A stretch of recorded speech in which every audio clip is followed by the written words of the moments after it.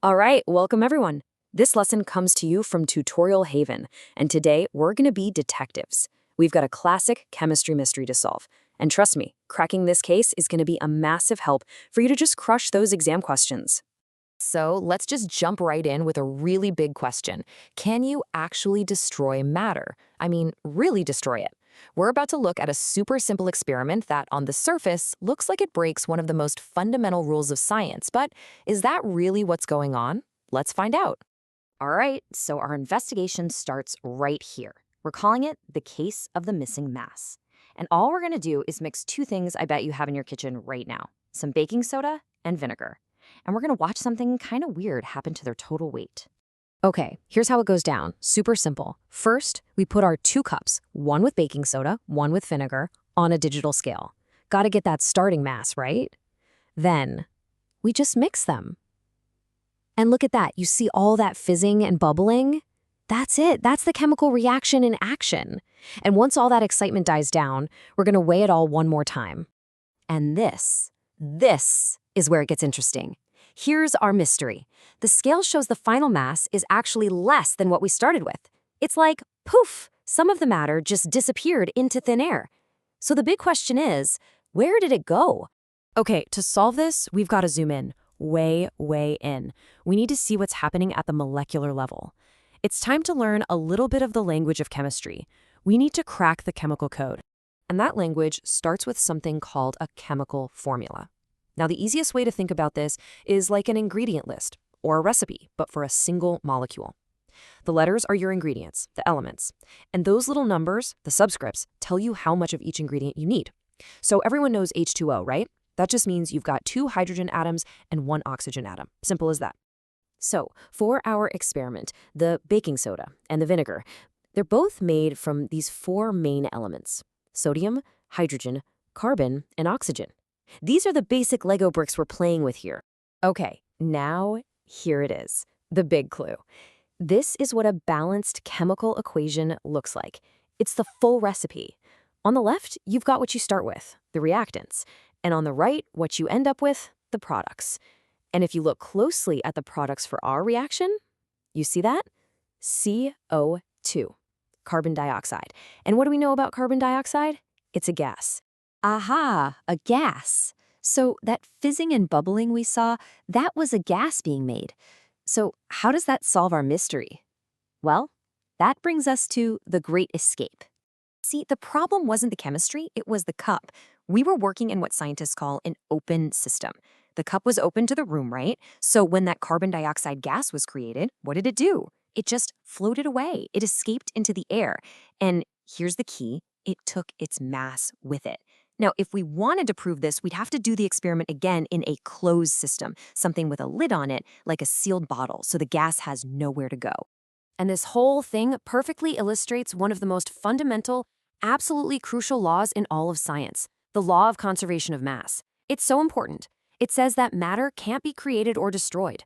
Our mass didn't just vanish, it just changed form. It turned into a gas that flew away before we could weigh it.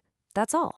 And you know what? When scientists do this exact same experiment, but in a sealed bottle, the number on the scale doesn't change, not one bit. The mass at the start is exactly the same as the mass at the end, which means case closed. We solved it. Okay, so we solved the mystery. Cool, but for your exams, for WAC, for JAMB, just knowing the law isn't enough.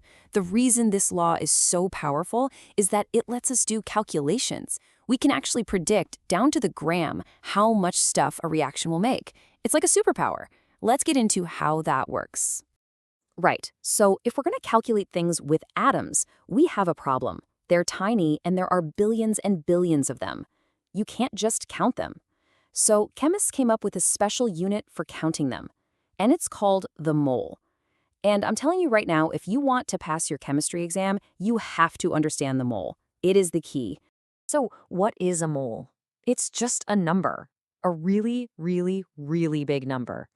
1 mole of anything, I don't care if it's atoms, molecules, whatever, is always 6.02 times 10 to the 23rd power of that thing. And this gigantic number has a special name, Avogadro's constant. I know, that number looks terrifying, but don't let it fool you. All it is a counting word. It's just like the word dozen. When I say a dozen eggs, you know I mean 12 eggs.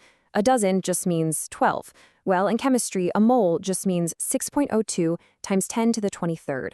That's it. It's literally the chemist's dozen.